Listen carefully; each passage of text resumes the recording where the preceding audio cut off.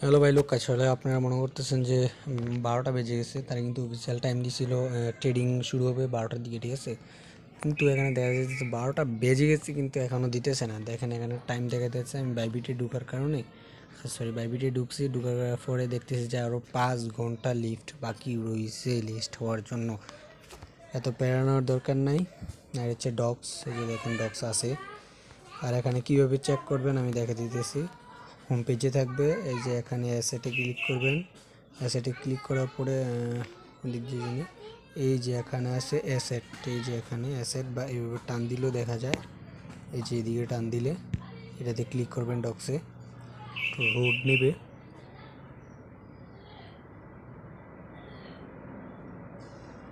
এটা লোড নিতেছে, এই যে দেখেন আমার এখানে শুরু করবে, এই যে দেখেন এখানে আমার টোকেনটা শুরু করতেছে। আর এই যে এখানে ক্লিক